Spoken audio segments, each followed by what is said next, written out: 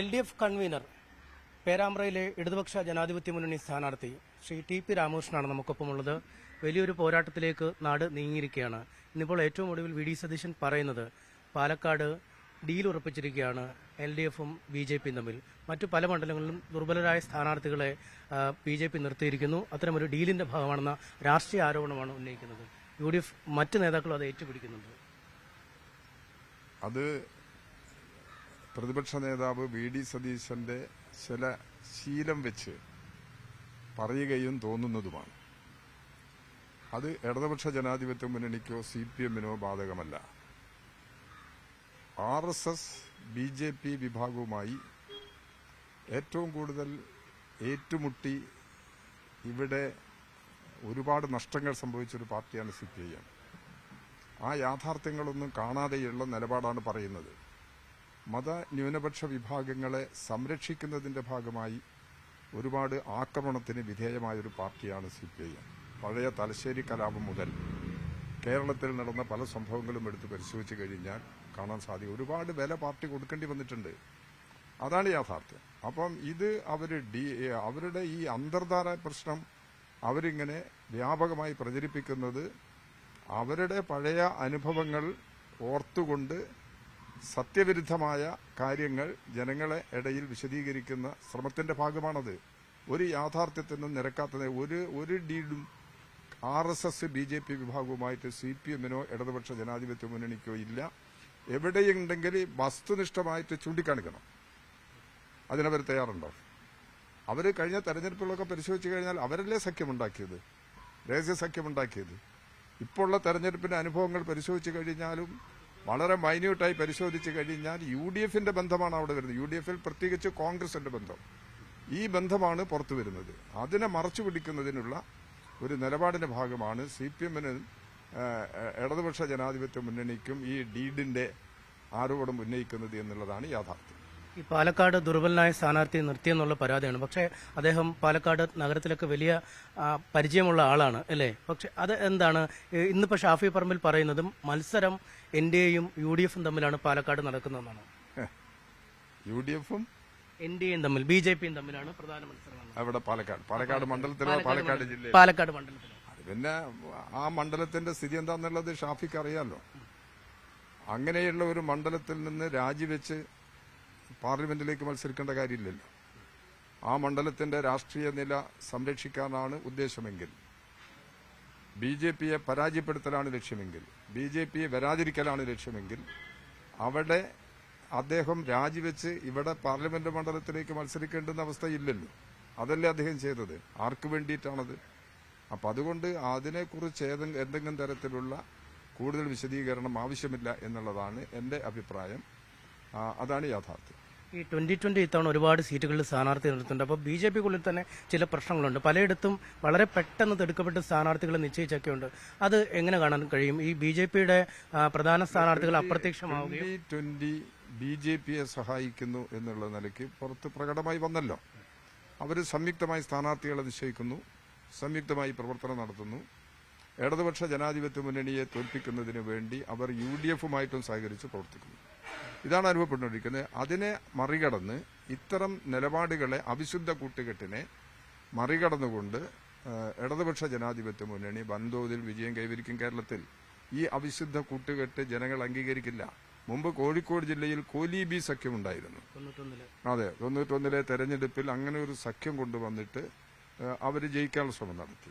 അത് ബേപ്പൂര്, പിന്നെ വടകര പാർലമെന്റ് മണ്ഡലത്തിൽ, ഇവിടെയെല്ലാം ആ ഒരു പരീക്ഷണം അവർ നോക്കിയിട്ട് പരാജയപ്പെട്ടതാണ്. അതാണ് യാഥാർത്ഥ്യം. അപ്പം അതുകൊണ്ട് ഈ പരീക്ഷണം ജനങ്ങളുടെ മുമ്പിൽ പ്രകടമായി വന്ന സ്ഥലങ്ങളിലെല്ലാം വൻ തോൽവിയെ അവർ ഏറ്റുവാങ്ങേണ്ടി വന്നിട്ടുണ്ട്. അതാണ് യാഥാർത്ഥ്യം. ഈ തെരഞ്ഞെടുപ്പിൽ അവരുടെ ഈ അവിശുദ്ധ കൂട്ടുകെട്ടിനെതിരായി ഇടതുപക്ഷ ജനാധിപത്യ മുന്നണി വൻതോതിൽ വിജയം കൈവരിക്കും എന്നുള്ളതാണ് ഇപ്പോഴത്തെ സ്ഥിതി. ഈ കോലീബി പറയാതെ പരീക്ഷിക്കുന്നു എന്നാണോ? രണ്ടും അവർ സ്വീകരിക്കുന്നുണ്ട്. പറയാതെയും പരീക്ഷിക്കുന്നുണ്ട്, പറഞ്ഞിട്ടും പരീക്ഷിക്കുന്നുണ്ട്. അതാണ് അവർ സ്വീകരിച്ചുകൊണ്ടിരിക്കുന്ന നിലപാട്. ഇന്നിപ്പോൾ എടുത്ത സഹയാത്രികൻ അല്ലെങ്കിൽ കഴിഞ്ഞ വട്ടം MLA ഒക്കെ ആയിരുന്ന കാരട്ട് ഫൈസൽ പാണക്കാട് പോയി മെമ്പർഷിപ്പ് എടുത്ത് മാറിയേക്കുക. ഇവിടെ ഒന്നും ഒരു നീതി കിട്ടിയില്ല എന്നാണ് അല്ല, അത് വസ്തുതാ വിരുദ്ധമാണ്. അദ്ദേഹം MLA ആയിരുന്നു. MLA സ്ഥാനം ഒഴിഞ്ഞതിന് ശേഷം വേറെ ഗവൺമെന്റുമായി ബന്ധപ്പെട്ട ഭരണസ്ഥാപനങ്ങൾ അദ്ദേഹം ചുമതല നിറവേറ്റിയിട്ടുണ്ട്. എന്താണ് അദ്ദേഹത്തെ പിടികൂടിയ താല്പര്യമെന്ന് പറയാൻ സാധിക്കില്ല.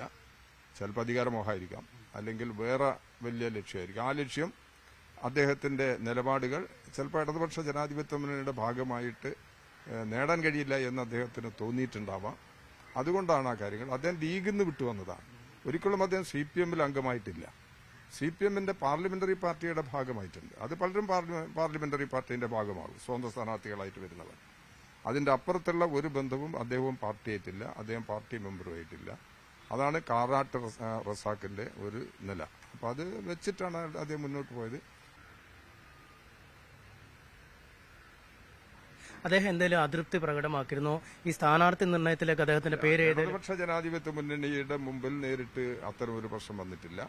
പിന്നെ എന്തെങ്കിലും നിലപാട് CPM മുമ്പിൽ ഉന്നയിച്ചിട്ടുണ്ടോ എന്നുള്ളതും എനിക്കറിയില്ല. ഞങ്ങളൊന്നും അറിയെക്കൊണ്ട് ഒരു പ്രശ്നം, ഇതുമായി ബന്ധപ്പെട്ട പ്രശ്നം ചർച്ച ചെയ്യേണ്ടി വന്നിട്ടില്ല. അതാണ് അദ്ദേഹത്തിന്റെ ഒരു നില. അദ്ദേഹം കുറച്ചു കാലമായിട്ട് രാഷ്ട്രീയത്തിൽ നിന്ന് അദ്ദേഹം ഇങ്ങനെ പുറംതിരിഞ്ഞ് നടന്നുകൊണ്ടിരിക്കുകയാണ്. തദ്ദേശഭരണ സ്ഥാപനങ്ങളിലേക്ക് തെരഞ്ഞെടുപ്പ് നടന്നപ്പോഴും അത്തരമൊരു സമീപനമാണ് അദ്ദേഹം എടുത്തുകൊണ്ടിരുന്നത്. അതുകൊണ്ട് ഇടതുപക്ഷ ജനാധിപത്യ മുന്നണിയുമായിട്ടുള്ള ഒരു നിസ്സഹകരണ നിലപാട് കുറച്ചു കാലമായി അദ്ദേഹം തുടരുകയാണ് ചെയ്തിട്ടുള്ളത്. അതിന്റെ ഒരു അവസാന ഫലമാണ് ഇപ്പം പാണക്കാട് പോയി വീണ്ടും ലീഗിൽ ചേരുക എന്നുള്ള നിലപാട്. അത് അദ്ദേഹത്തെ സ്വാതന്ത്ര്യമുണ്ട്. അതിന് അദ്ദേഹത്തിന് സ്വതന്ത്രമായ തീരുമാനമെടുക്കാനുള്ള എല്ലാ അവകാശവും അദ്ദേഹത്തിനുണ്ട്. അങ്ങനെ കണക്കാക്കേണ്ട ഒരു പ്രശ്നം മാത്രമാണത്. ഈ പേരാമ്പ്രയിൽ താങ്കൾ MLA ആയിരുന്നു, മന്ത്രിയായിരുന്നു. ഇങ്ങനെയൊക്കെ ആയിട്ടും ഒരു തരത്തിലുമുള്ള വികസനം പേരാമ്പ്രയിൽ വന്നില്ല എന്നാണ് സമൂഹ മാധ്യമങ്ങളിൽ പ്രചരണമുണ്ട്. ഇന്നിപ്പോൾ കൺവെൻഷനിലൊക്കെ പരസ്യമായി സ്ഥാനാർത്ഥി പറയുകയാണ്, ഈ സ്വകാര്യ മാനേജ്മെന്റുകൾ നിർമ്മിച്ച സ്കൂളിന്റെ മുകളിൽ ഡ്രോൺ പറത്തി ആ ദൃശ്യങ്ങൾ കാണിക്കുന്ന MLA ധൈര്യമുണ്ടെങ്കിൽ ഇവിടുത്തെ സർക്കാർ സ്കൂളുകൾക്ക് മുകളിലൂടെ ഡ്രോൺ പറത്തി പുറത്തുവിടുത്തേന്ന്. ഞാൻ അവർക്ക് മറുപടി പറയാനില്ല. അത് ഞാൻ അത്ര ഗൗരവത്തിൽ എടുക്കുന്നില്ല. അതിന് പരിശോധിക്കേണ്ട ഒരു പ്രശ്നം, ഈ മണ്ഡലത്തിൽ എത്ര സർക്കാർ സ്കൂളുണ്ട്, അതാണ് പരിശോധിക്കേണ്ടത്. എത്ര സർക്കാർ സ്കൂളുകളുണ്ട്, ഏത് സർക്കാർ സ്കൂളുകളെയാണ് അവഗണിച്ചിരിക്കുന്നത് എന്നുള്ള അതാണ് അവർ പറയേണ്ടത്. എന്റെ ഓർമ്മയിലുള്ളത് ഞാൻ പറയാം. മേപ്പയൂർ ഹയർ സെക്കൻഡറി സ്കൂൾ സർക്കാർ സ്കൂളാണ്. നിങ്ങൾക്ക് വേണമെങ്കിൽ ഇപ്പൊ തന്നെ പോയി നോക്കാം. അതിന് സമാനമായ ഒരു സ്കൂള് ഈ ജില്ലയിൽ തന്നെ കാണാൻ കഴിയുമെന്നുള്ളത് എനിക്ക് തോന്നുന്നില്ല. അത്രയധികം വിപുലമായ കെട്ടിടങ്ങൾ, എല്ലാ ക്ലാസ് റൂമും സ്മാർട്ട് ക്ലാസ് റൂമാണ്. ഇതെല്ലാം വെറുതെ വന്നതല്ല. ഗവൺമെന്റിന്റെ പണം കൊടുത്തിട്ടുണ്ട്, MLA ഫണ്ട് കൊടുത്തിട്ടുണ്ട്. കെട്ടിടം നിർമ്മിക്കുന്നതിനും ഈ കമ്പ്യൂട്ടർ അതുപോലുള്ള മറ്റു സൗകര്യങ്ങൾ ഉണ്ടാക്കുന്നതിനുമെല്ലാം MLA ഫണ്ട് വിനിയോഗിച്ചിട്ടുണ്ട്, സർക്കാർ ഫണ്ട് ലഭിച്ചിട്ടുണ്ട്, പൊതുവിദ്യാഭ്യാസ ഫണ്ട് വിനിയോഗിച്ചിട്ടുണ്ട്. അങ്ങനെയാണ് സ്കൂള് വലിയ തോതിൽ വളർച്ച കൈവരിക്കുക. അത് സർക്കാർ സ്കൂളാണ്. അത് സർക്കാർ സ്കൂളാണ്. അത് എല്ലാവർക്കും പ്രകടമാകുന്ന കാര്യമാണ്. അവിടെയാണ് കോഴിക്കോട് ജില്ലയിൽ എവിടെയെങ്കിലും ഈ പറഞ്ഞവർക്ക്, എനിക്കെതിരെ ആരോപണം ഉന്നയിച്ചവർക്ക് ഒരു സിന്തറ്റിക് ട്രാക്കുള്ള ഒരു സ്കൂൾ ചൂണ്ടിക്കാണിച്ചു തരാൻ കഴിയും. അത് ഇവിടെ പേരാമ്പ്ര മണ്ഡലത്തിലെ ഗവൺമെന്റ് ഹയർ സെക്കൻഡറി സ്കൂളായിട്ടുള്ള മേപ്പയൂർ ഗവൺമെന്റ് ഹയർ സെക്കൻഡറി സ്കൂളിലാണ് 6 ട്രാക്കുകളുള്ള സിന്തറ്റിക് ട്രാക്കുകളുള്ള ഏക ഗ്രൗണ്ട് ഇവിടെയാണ് കാണാൻ കഴിയുക.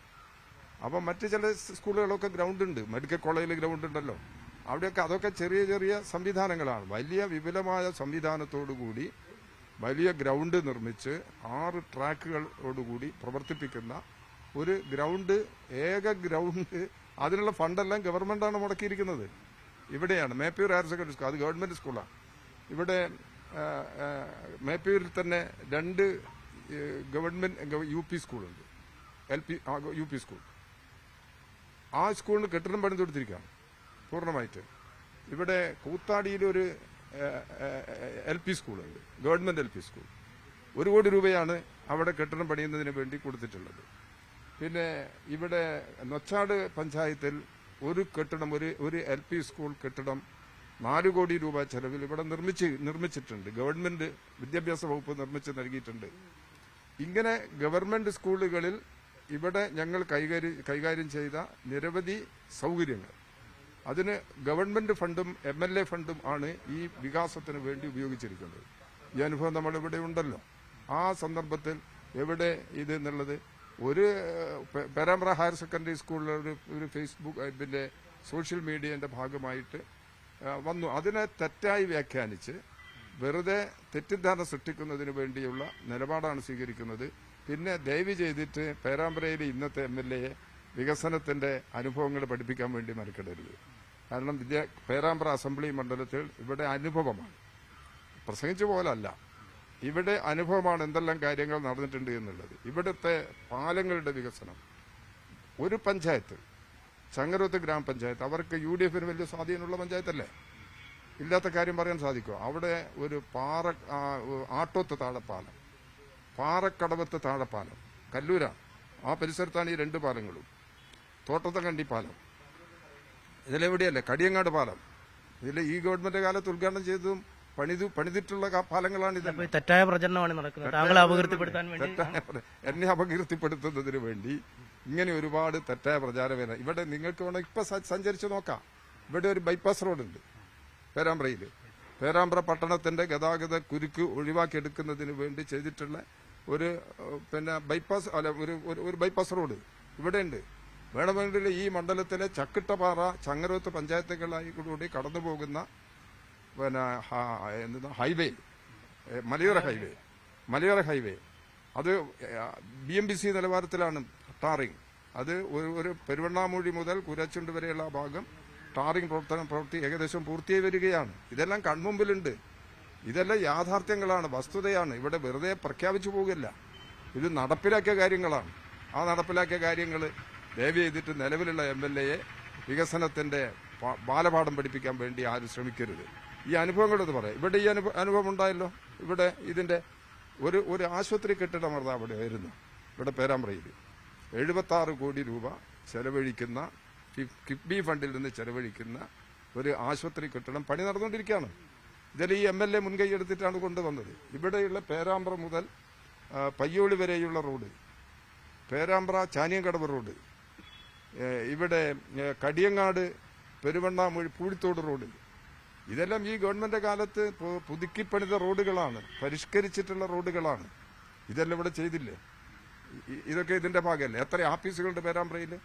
രജിസ്റ്റർ ഓഫീസ് കെട്ടിടം പുതുക്കിപ്പണിതു, ട്രഷറി കെട്ടിടം പുതുക്കിപ്പണിതു, ഇവിടെ വനിതാ വികസന കോർപ്പറേഷൻ ഓഫീസായി, പിന്നോക്ക വികസന കോർപ്പറേഷൻ ഓഫീസുണ്ട്, CDC എന്ന് പറയുന്ന വിദ്യാർത്ഥികളെയും യുവാക്കളെയും പഠനത്തിനും തൊഴിലിനും വേണ്ടി സഹായിക്കുന്ന ഒരു ഗവൺമെന്റ് സ്ഥാപനം ഇവിടെ പ്രവർത്തിക്കുകയാണ്. CDC എന്ന് പറയുന്ന സ്ഥാപനം. അവിടെ മിനി സിവിൽ സ്റ്റേഷൻ, ഇവിടെ ഞാൻ 2016 അധികാരത്തിൽ വരുമ്പോൾ, ഇവിടെ ഗവൺമെന്റിന്റെ ഭാഗമായി മാറുമ്പോൾ മിനി സിവിൽ സ്റ്റേഷൻ പ്രവർത്തിച്ചിരുന്നില്ല. കുഞ്ഞമ്മദ് മാഷ് MLA ആയിരിക്കുന്ന സമയത്ത് ഒരു ഉദ്ഘാടനം, അതിന്റെ അങ്ങനെ ആ രീതിയിൽ ഒരു സിംബോളിക്കായ ഒരു ഉദ്ഘാടനം അവിടെ നടത്തിയിട്ടുണ്ടായി. അവരനുവദിച്ചിരുന്നില്ല, UDF അനുവദിച്ചിരുന്നില്ല അത്. അപ്പൊ ഇത്തരം കാര്യങ്ങളെല്ലാമുള്ള അനുഭവങ്ങളാണ്. കോളേജിന്റെ വികാസം, ഇവിടെ ITI മുതുകാട് ITI ഉണ്ടാക്കിയത് ഞാൻ വന്നതിന് ശേഷമാണ്.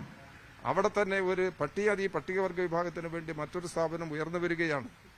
ഇവിടെ ചങ്ങരോത്ത് ഗ്രാമപഞ്ചായത്തിലെ കല്ലൂരിൽ ഒരു polytechnic college, government polytechnic college അവിടെ ഉയർന്നു വരികയാണ്. ഈ അധ്യയന വർഷത്തിൽ ക്ലാസ് ആരംഭിക്കും. 10 കോടി രൂപ 2 വർഷത്തെ ബജറ്റിന്റെ ഭാഗമായി 10 കോടി രൂപ ഗവൺമെന്റ് അതിനു വേണ്ടി അനുവദിച്ചിട്ടുണ്ട്. ബാക്കി എത്ര പണമാണോ വേണ്ടത് അത് ഗവൺമെന്റ് നൽകുന്നതിന് ആവശ്യമായിട്ടുള്ള നടപടികൾ സ്വീകരിക്കുന്നുണ്ട്. പേരാമ്പ്ര ബസ് സ്റ്റാൻഡ് കെട്ടിടം എന്റെ കാലത്ത് പരിഷ്കരിച്ചതാണത്. പരിഷ്കരിച്ചിട്ട് ആ ബസ് സ്റ്റാൻഡ് കെട്ടിടം ജനങ്ങൾക്ക് സഹായകരമല്ലേ? നിങ്ങൾക്കും കൂടെ പോയി നോക്കാം. ഇതാ ഇവിടെ ഒരു ഗവൺമെന്റ് സ്കൂൾ ഉയർന്നു വരുന്ന പേരാമ്പ്ര ടൗണിന്റെ ഭാഗത്ത് ടൗണിൽ ഒരു ഗവൺമെന്റ് UP സ്കൂൾ ഇവിടെ ഉയർന്നു വരുന്നുണ്ട് 3.5 കോടി രൂപ ചെലവിൽ. പോലീസ് സ്റ്റേഷൻ 3.5 കോടി രൂപ ചെലവിൽ അത് പരിഷ്കരിക്കുകയാണ്. പെരുവണ്ണാമൂഴി പോലീസ് സ്റ്റേഷൻ പണിതു, പോലീസ് സ്റ്റേഷന്റെ കെട്ടിടം പണിതു, അവിടെയാണ് ഇപ്പോൾ പ്രവർത്തിക്കുന്നത്. ഇങ്ങനെ എത്രയെത്ര നേട്ടങ്ങൾ എടുത്തു പറയാനുണ്ട് ഇടതുപക്ഷ ജനാധിപത്യ മുന്നണിക്ക് ഗവൺമെന്റിന്റെ ഭാഗമായി. അവർ പരസ്യമായിട്ട് പ്രചരിപ്പിക്കട്ടെ, ഇവിടെ ഒരു വികസനം, ഇതൊന്നും വികസനമല്ല എന്നുള്ളത് അവർ പറയട്ടെ.